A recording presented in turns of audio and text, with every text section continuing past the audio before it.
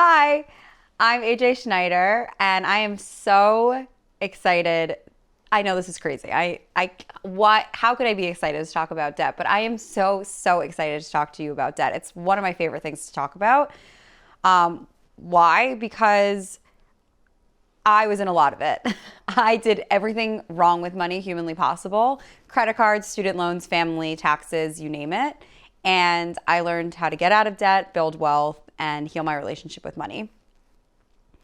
The story is that I was in about $71,000 worth of debt, no savings, living paycheck to paycheck, didn't even really understand my finances at all, let alone a budget, debt repayment plan, any of that.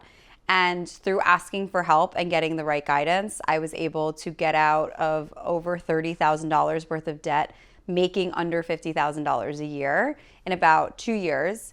And I also was able to save up a 7-month emergency fund, was able to max out my Roth IRA 2 years in a row, and was also able to put $10,000 towards my dream wedding that happened over the summer.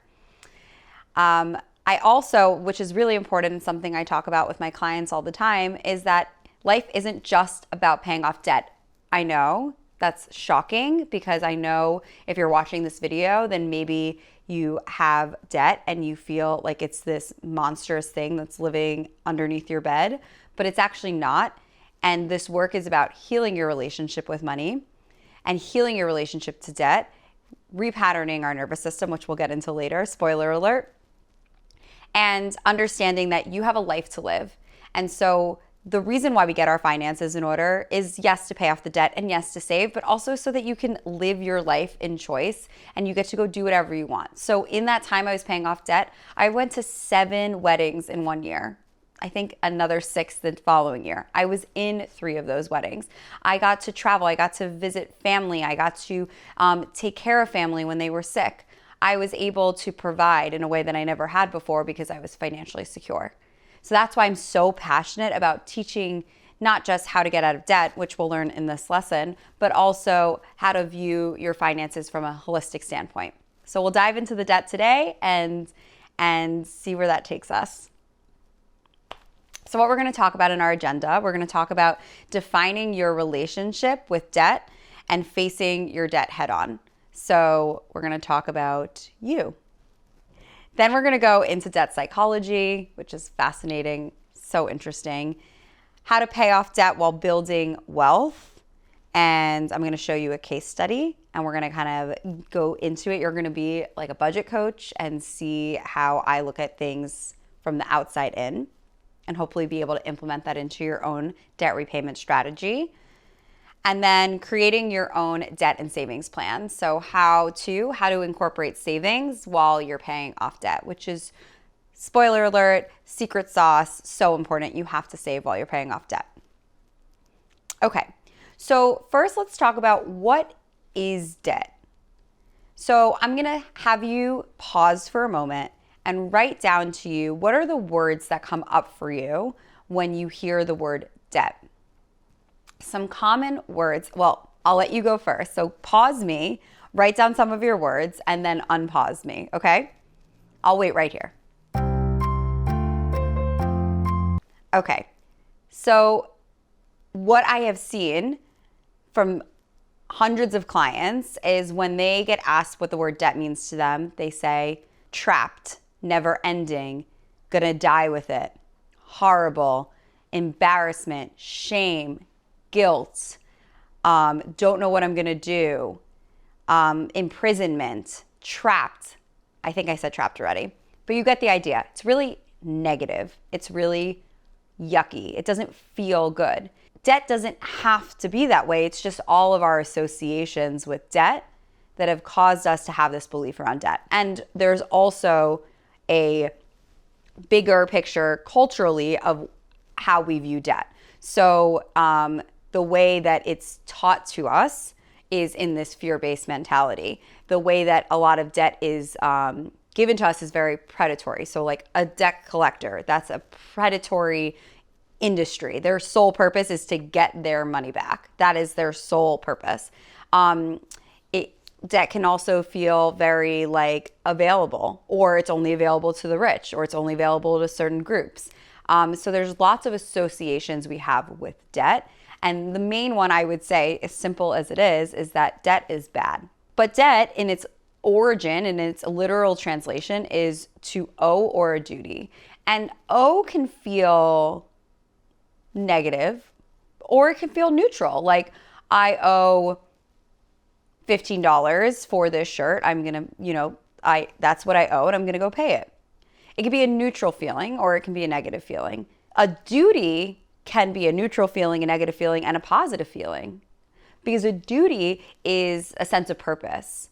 I have a duty to you to tell you everything I know about how to get out of debt because it changed my life and I want to empower you to change your life. A duty can feel like a purpose, like something that you're striving for. It can feel like I have a duty to this country. I have a duty to my family. I have obligations, expectations. I respect this institution and I want to honor that respect by offering some part of myself to it.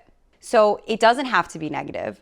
It can be very, very positive and encouraging and motivating. So when you start to do this work, you're going to dive into catching yourself saying things negatively around money and saying negative things about your debt. So just thoughts to start ruminating on. And let's talk now about the different types of debt. So most of you know, but let's just go through it anyway. So there's personal loans, car loans, student loans, so the loan family. Now, what's so inherently wrong or bad about this debt? It's not that it's wrong to take money for a car or for college, but the issue comes down to interest. So an average personal loan is 9%, a car loan is 5%, student loans it's 5%. I've seen car loans at 11%. I've seen personal loans at 17%. So they can change, but this is on average where they're at. And so that's what makes debt feel so much like you're drowning, because you're paying the principal and you're also paying the compounding interest that is accruing every single day or every single month or every single year from your debt. Other debts, credit cards, the most predatory of all debts, the most unpaid debt, the debt that's most likely to go into to debt collectors, that's to go delinquent on. There's also taxes. So you can owe the IRS if you don't pay your taxes. You don't pay enough taxes the year that you have to pay them. And there's family debt. Now, family debt is both physical and emotional. So your family and your relationship to your family with debt it can really impact your emotional well-being. So if you are receiving money from your family and there's strings attached, that can feel like a very, very large debt, even if it doesn't cost any. I've watched dozens of clients focus on paying their families back first over paying the high interest. Even though the family debt is 0%, they're like, I'd rather deal with that and not have to borrow any money from my family because it makes me feel so yucky than deal with the 17%, 22% interest from the credit card. So understanding your debt with your family is really important to creating your debt repayment plan and also having a better relationship with your debt. So this is a question I get asked a lot, which is, like, if I just save this much money, like, can't I just then pay off my debt? And that's what I believed. I was like, when I have $10,000 in my bank account, that's when I'm going to pay off my debt. And it really doesn't work that way. You can't have a savings plan unless you have a debt repayment plan. Why is that? 1, interest. You're paying interest. You're paying back. You're not even paying for things that you've purchased. You're just paying the interest on what you've purchased. So you're paying more in the long run. 2, you're paying money every single month towards your debt. That could be going towards saving and towards spending. So a part of your savings plan is having a debt repayment plan so that those monthly expenses, $500, $200, $1,000 you're putting towards debt gets to go to other parts of your budget. So that's why it's so important, because yeah, if you're saving money every month, but you're bleeding out of monthly expenses by paying down debt, then it's going to catch up to you in the long run. So let's get into the money psychology. So why does debt feel so scary and awful? Is it because it's actually bad? Is it because it's actually going to knock on your door and take your dog and your children and all of your things away? The reason why debt is so scary is because your nervous system is reacting like debt is a cheetah that's coming to take your cubs away. I guess the cheetah has the cubs, you have the human babies. So the cheetah is coming, you're scared, you go and you grab all of your things and you run away, or you fight the cheetah, or you freeze and pretend you're not there. So let's dive into the nervous system a little bit, okay? So there's lots of stuff we can dive in here, but we're going to talk about the sympathetic, which is your fight, flight, and react system that's run by your nervous system in the spinal cord.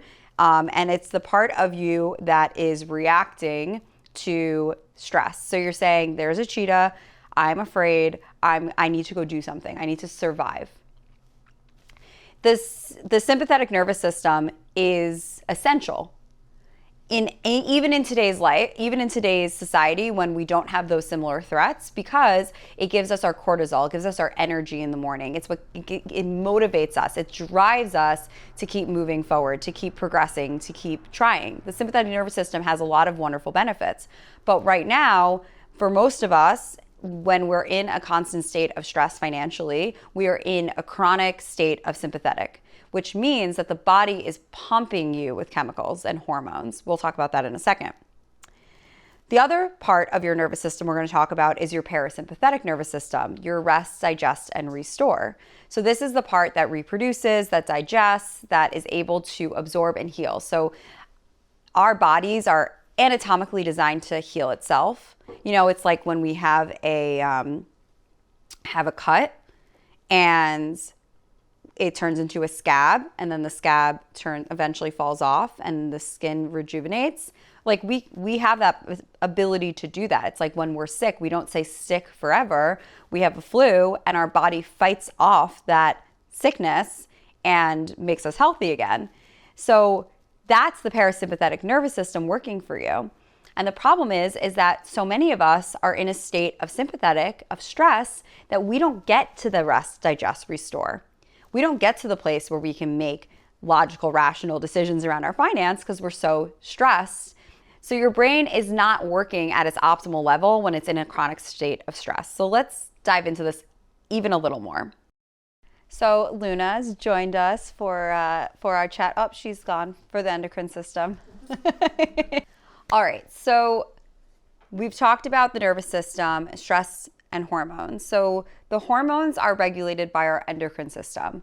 Why is this important? Because the endocrine system regulates how much cortisol, testosterone, estrogen, progesterone, dopamine, you name it, all of those guys, it manages it. And so essentially what happens is that when we're stressed, when we're in a state of stress, the hypothalamus is signaled. And the hypothalamus is like the captain of this operation. So it's like the top of your brain, it's like in the back, kind of towards the back. It's a really old part of our brain, the hypothalamus. And it's like, I think that there is a cheetah around the corner. The hairs are prickling in the back of my neck. I'm getting like a sneaking suspicion that there is danger ahead. And so then the hypothalamus, like, it reaches out to the sergeant down at the pituitary glands and says, hey, you know, I'm noticing that there might be some cheetah in the back, like near us. Like, can you go send out some feelers and see if that threat is actually there? So then by the time the sergeant goes down, he's going down to the adrenal glands to go alert the soldiers if there is an issue. And if your stress hasn't combated, if you are still in a state of stress, by the time it gets to your adrenal glands, it's like, we have an issue, everybody abort what you're doing, get on the field, we need to pump the body with cortisol. So by the time it gets to the adrenal glands, it's like, we are in full danger, like abort mission, abort whatever you're doing. We got to go out there and get cortisol out into the world, into our body, so that we can go ahead and fight this cheetah that's around the corner. So what's happening is that your body is being pumped with cortisol. And the way that our cells work, so we have trillions and trillions and trillions of cells in our body, right? So every single cell has receptors, and each receptor has a different function. The body is so cool. So this little receptor right here is for magnesium. This little receptor right here is for iron. This one is for testosterone. This one is for dopamine. This one is for iron. So each receptor is for minerals or hormones that are going in and out of the cell. So what's happening is when we're having an overproduction of cortisol due to constantly being in that sympathetic nervous state, we are pumping our body with one hormone, and therefore it's going to try and find a place for it to go. So instead of magnesium hitting that magnesium receptor, all of a sudden cortisol is trying to push its way through. And what that starts to do is damage cells. And this is why stress is the number one cause of disease. And what happens is that because the cortisol is pushing its way into its cells, it actually wants more of it. It's like it's an overpopulation. It can't stop itself, and it wants more of it because that's what it gets used to. So we get used to being in a chronic state of stress. So it will actually go up into the hypothalamus. Your cortisol will go up into their hypothalamus and start to damage your hypothalamus, so you constantly are in a state where you think you are in danger, and constantly being the body's constantly being told to release the cortisol. So you're just constantly having an overproduction of cortisol. What is cortisol doing in your body? Like what's the negative about it? So what cortisol does is it takes all of your energy and it moves it into your arms and legs. Why would it do that? Because you have to fight, you have to kick, you have to run away. And so you need your energy in your arms and your legs. That's why like restless leg syndrome wasn't a thing until we became more sedentary and we were in such states of stress and not moving our body to release that stress or respond to that stress, for example. So what's happening is that you can't make long-term financial decisions when you're in a chronic state of stress. You can't even decide what you're going to have for dinner or what Netflix you're going to watch when you're in a chronic state of stress. And your brain literally doesn't have as much energy as other parts of your body, your arms and your legs, or your gut intuition, because all of that energy is going towards fight, flight, run away. So that's what's happening. And what does that look like on a money level? What does that look like in our day-to-day life? Well, so all of a sudden it's like, I'm so burnt out. I don't really care how much it costs. I'm going to take out a personal loan and go on vacation. Or I'm going to take out a new credit card and go on vacation. Not thinking about the long-term repercussions of that, not thinking about how they're going to pay it off. They're just so tired. They're so exhausted because every single email, every single conversation with their boss is making them feel like they're unsafe, is making them feel like they're a threat, and therefore is creating this negative feedback loop every time this is happening. And this is happening for so many of you with every transaction you make, with every payment you do, with every potential that your card's going to overdraft or you're going to max out your credit card. We're creating these negative feedback loops. So we just go and we just spend. We're like, oh, it doesn't matter. I'll just go on vacation. I need it. I'm so burnt out. I need a new car. I'm just going to go and get a car. I'm not going to think about if I want a used car or a new car. I'm not going to think about if I want to do a 3-year loan or a 5-year loan or how much I want to put down on it. I just need a car because I'm tired of commuting and this is going to make my life so much better and I'm going to be transformed and everything's going to be fixed. And credit cards, it's like we're feeling blue, we're feeling sad, we're feeling, overly excited. Our emotions, our chemicals, our endocrine system is, making a cocktail of hormones, and we're responding with, I need to go buy, I need to go do, I need to go have, I need to go this. It's like, oh, I really wanted to go home and like watch a movie, but my friend just asked me to go out and I'm feeling kind of sad, or I'm feeling really exhausted, so I'm just going to go and do the easier thing. So that's what's part of what's happening. The other part is the avoidance, right? Do you know how many clients on our first call say, I've never told anybody about my money situation until this call? Like, that's insane. Like, you spend money more than you go to the bathroom every day. Like, you're always spending money. You go out for a coffee, you're spending money. Living in your apartment, you're spending money. Your phone, you're always spending money. And yet we don't talk about it. We don't talk about it with anybody. We just avoid it, pretend, think it's gonna go away. It's not gonna go away. You have to face it. You have to deal with it. But you can't do that when you're in a chronic state of stress. Unpreparedness. So, not being able to plan for the future, not being able to plan for the short term. How many times have you been in a situation where an event was coming up, like you were going to a wedding or you were going on a vacation and you didn't have enough money and you had to go into debt, or you couldn't do things because you couldn't afford it, or you ended up having not being able to go because you couldn't afford it. That's all the unmanifest of you not being aware of how much this is always affecting you every day. Small decisions like calling your student loan provider feels like a boulder when really, in reality, it's a phone call. Or calling the debt collector feels like a boulder when really, in reality, it's a phone call. And what happens is it feels so much harder to make decisions. And so this is about like sanding down the boulder and making these things that you have to do in order to get your finances in order actionable, achievable, and a positive experience. The result of being in fight and flight all the time is that you can't make a decision. Indecision is a symptom of being in a constant state of fight and flight.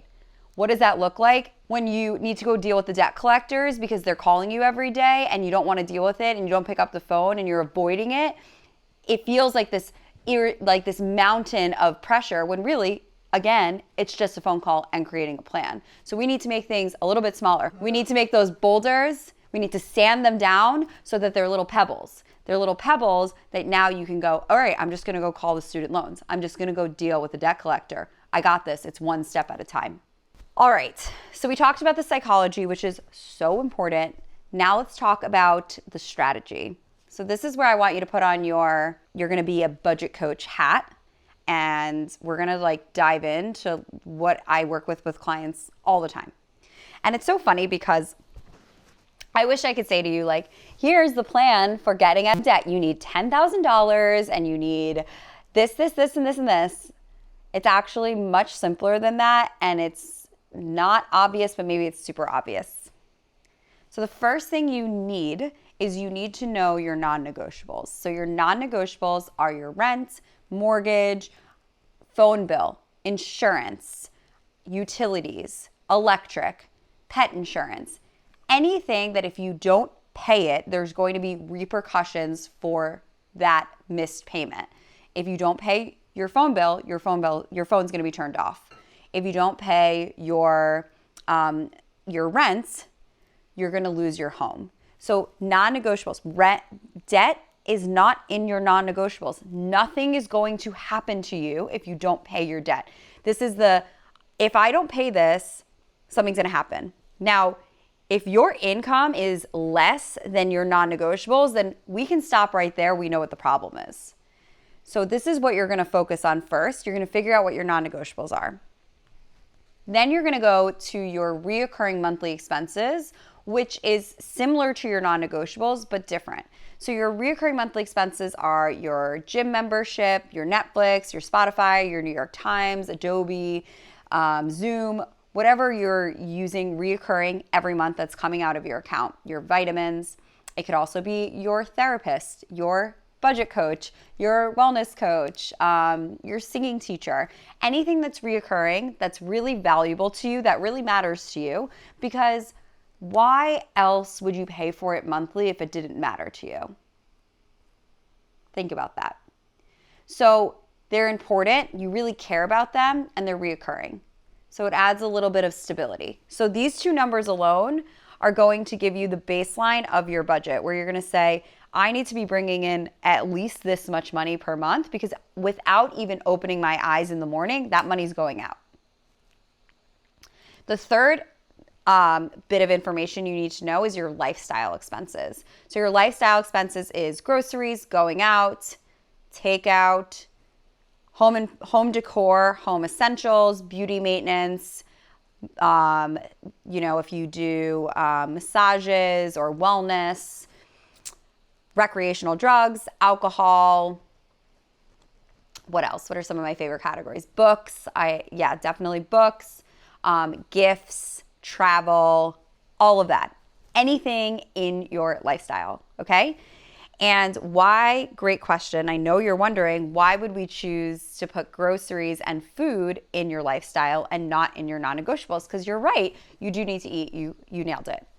But the reason why we don't is because it's variable. So depending on what's going on in your life, you might have in 1 month more on going out than you do on groceries. And in other months, you might have less in one area because maybe you're traveling. And so therefore, going out is going to be higher, groceries are going to be lower. You track it in a different way through forecasting your long-term, your short-term budget planning for the year or the quarter, depending on how you're going to budget. But it's not fixed. It's not a fixed expense. Therefore, it's not going in your reoccurring and your non-negotiables. So these are the three numbers you have to know in order to budget. If you don't know this, then you're just throwing spaghetti on the wall and seeing what sticks. Like, it's not strategic. You're not able to actually make change if you don't know this. So you have to know this. Can I say that one more time? You have to know it. Okay, so now you're really going to be a budget coach, and we're going to go over Frankie's situation, and I'm going to show you how you pay off debt. Like, this is literally everything. This is what I teach in my course. This is the stuff, right? So I want you to see what I take into context here. Her age, she's 25 years old. Her debt, she has $10K worth of credit card debt. She has $400 extra a month. How did we figure that out? We figured that out because we looked at her historical expenses, reoccurring monthly expenses, and her lifestyle, and we were able to shave off some money and have an extra $400 a month. So she is putting money towards retirement, $250 towards retirement, but she doesn't have an emergency fund. So while future Frankie is doing like amazing, present Frankie is struggling month to month to get by because she doesn't have a buffer. She doesn't have an emergency fund if she goes over. And so she's racking up credit card debt. She has $2,000 at Capital One, $2,000 at Chase, $3,000 at TJ Maxx, and $3,000 at Target. So we're going to go ahead and we're going to tackle the Target debt first, and then we're going to work our way from the highest interest down. All right. So here's what Frankie and I decided. Her goal was to get out of debt as quickly as possible. She's 25. She's young. So I'm giving her this advice based off of her age. So it's she's been putting $250 towards retirement. So I'm going to say for the short term, we're going to take out $225 from retirement so that we can pay off your debt and buff up your emergency fund. This is really important because this is not advice I would give to someone who's maybe in their 40s. This is something I would give. And the other point about this is that short-term sacrifices for long-term gains. This is a short-term sacrifice for a long-term gain. The gain is she's going to get out of debt, she's going to have an emergency fund, and then she can beef up her retirement very quickly. We have that extra $400 a month that we're going to be putting on top of the debt. Because here's the thing. If you are paying the minimums on your debt, you're never going to get out of debt. You're just going to be paying interest. It's so messed up. So the only way that you're going to pay off your debt is if you put money on top of the debt. Now, this is where people mess up because they'll take that $400 and they're going to go and allocate it to the 4 different credit cards, $100 here, $100 here, $100 here. That's not how you get out of debt. How you get out of debt is by tackling one debt at a time, focusing on that one debt, and then moving towards the next step. So she has $625 to put towards debt. Awesome. I'm like, girl, we got to save you $100. So maybe I would have asked her to save more, but she was really keen on getting out of debt. So we said, okay, let's just save $100 a month. So she's going to actually take $525 and put it towards debt. So we have her balance, which is from Target at $3,000. Now we're going to minus $240, which is her minimum payment.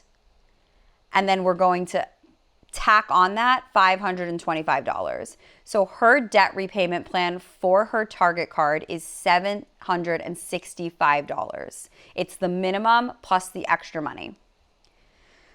So we do month 1, month 2, month 3, and then month 4. She is out of that debt. Woohoo! Very exciting. We're really happy about this. Now, this is where things get a little bit tricky, so listen up. So she pays off that debt and she has $60 extra from that she can now move to the next debt. So now we're in the TJ Maxx card. Her new balance is $2,200. How does she have a new balance? She has a new balance because she's been paying the minimum $200 every month. So that's part of the debt repayment plan. You pay the minimum on all of the other cards while you're focusing on one card at a time. Now, I'm saying card, but this can also be loan. This can also be mortgage. This can also be whatever your debt is, taxes, whatever it is. So she's paid $800 in the time she paid off the Target card to TJ Maxx. So now we take that minimum from Target, $200. Sorry, that minimum from TJ Maxx, $200. That minimum from Target, $240. The $60 leftover money, and the $525. And now we have $1,025 to pay off her debt. Now, why do I use that Target minimum? This is how you get out of debt. You use the minimum of that old card and you tack it on to the next card. This is how things move quickly. Most people, once they've done paying off a card, they'll just be like, oh, I'm done. I can just go spend my money as I want. No, you take that minimum balance and you go ahead and you put it on that debt repayment plan for the next card. So she has $1,025. Look how fast she gets this done. So month 5 pays it off. Month 6, note, this is important, that $60 is eliminated. So she just had that, it's like a juice up. So for month 5, she had a juice up of $60. She no longer has that because that was just for month 4's debt repayment plan. Now month 5, she has that extra 60. Month 6, she will not have that extra 60. So now it goes down to $965. Month 7, she pays off. She only has $210 left. And I have so many people who are like, can't I just pay it off? I'll find $200. It's like, why? Go out to dinner. Go see your friends. You have a debt repayment plan, right? You should know the end date of your debt based off your debt repayment plan. So $210, pay that in the next month, and that's going to set you up for success in the long run. So, because a lot of this is also about discipline and structure and balance and not being reactive when we can actually be proactive, and also receiving and open and less chronically stressed. So in month 7, she pays off TJ Maxx. Woohoo, she's done. Now we're at $755. Extra $755. Is that clear? So now we go to Chase. She's already paid $560 because she paid the minimum of $80 a month. So she has $1,440 left to pay off. She has her $80, which is her minimum balance, her minimum payment, her Target minimum, her TJ Maxx minimum, the leftover money from the month before, and the $525 extra dollars. So she has $1,800 to pay off this debt. She pays it off, obviously, in 1 month. She has a leftover $360. So we're moving really quickly. Now we go to the Capital One. All she has left is $720 because she's been paying the minimums. So she takes the minimum from Capital One, the $80 from Chase, the $200 from TJ Maxx, and the $240 from Target, plus the leftover $360, plus the extra $525. She has $1,565 to pay off her last credit card. Obviously, she's going to have leftover money. All right, so we're down to the final card. We're 9 months, we're down to the final card. What's gonna happen? Let's break it down, okay? So she has $720 left on this card because she's already paid $1,280 in the 8 months prior to this using just the minimum payment. Okay, now, so she has $160 from that minimum payment, $80 from Chase, $200 from TJ Maxx, $240 from Target. Add the $360 leftover money and the $525 additional money, we get to $1,565. So she has $1,565 to pay off $720. So she goes ahead and puts that money towards her debt, $720. She's done. She's debt-free in 9 months, and she gets to save and pocket this $845. How amazing is that? And that's not even the best part. The best part is, so she's debt-free in 9 months. She has saved $900 because remember, I had her put $100 away a month. She gets to pocket that $845. So she saved total in 9 months, $1,745. That's amazing. She had no cash. She had no emergency. Now she has $1,700. On top of that, I forgot. This is actually the best part. Now, because she paid off her debt, she actually has $1,200 a month to save. So now she can go back and say, you know what? I'm going to add more money into my retirement account. So I set my future up for success. I'm going to set up my emergency funds. So I have a nice 8-month emergency fund, super robust, super sexy. And I'm going to go use some of that money to go travel and see my friends. So that is how that works. And you can see that with intention and focus, we can get someone out of debt in a very short period of time and also build them wealth.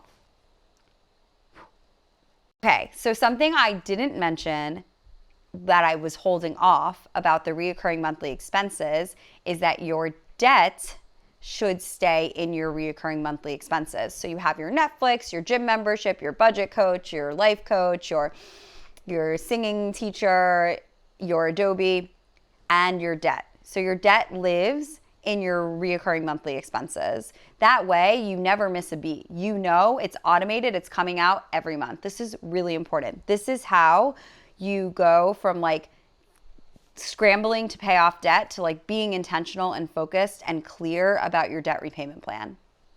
Work backwards. So like I was teaching, you should, like I said earlier, you want to know the exact date you're going to get out of debt. So you work backwards. If you have $1,000 worth of debt, divide it by 10. That's $100 a month. If you want to divide it by 5, that's $200 a month. So figure out how long you realistically, what's the earliest that you can pay off debt while still living your life and saving. Okay, so I wanted to throw in a little nugget for savings because I've mentioned it that you should be saving throughout this course, but at the same time, where to save? What does savings mean? Now, obviously, I dive in much deeper than this, but I want to kind of give you an overview that the reason why we save is because of it is the most like incredible feeling in the world when you know if God forbid anything was to happen in your life that you would be safe. And so that's what savings does. It gives you stability and systems. So it gives you that structure. Every dollar is accounted for. It's not just like arbitrary, thoughtless putting money in a savings account. It's like every dollar means something. It matters. It has purpose. It gives you stability. So if you have a unexpected event come up in your life, you don't have to worry about money. You can worry about whatever, a death of a loved one. You worry about the death of the loved one. You don't have to worry about the money. A friend gets engaged. You want to be a part of that celebration. They're in California. You're in New York. You can go. Stability.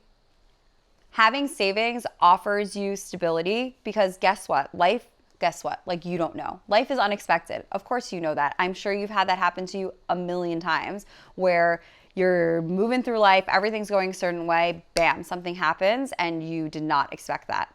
The death of a loved one, losing a job, deciding to take a new job, deciding to take a risk. All of these things are exciting and amazing and sad and stressful, all of the above. And having that stability in your finances allows you to focus just on the thing in front of you. If you lose someone you really love, you're going to be stressed about that. And if you don't have your finances in order, you're not going to be able to be fully there and fully present and fully plugged in to what's going on in front of you. So it offers this rock of support in your life, stability in your life, support, stability, support. So often people say, well, no one was there for me. Or if my parents had just taught me, I would know better. What having savings does is create that cushion of support that you've always wanted, but you have it yourself. So you don't have to rely on anybody outside of you because you have it. It's really powerful. Now, in terms of where, these are my 3 recommendations of the first places that you should focus on for your savings. Checking account. I know this is shocking, but having 1 month of savings in your checking account, 1 month of expenses in your checking account.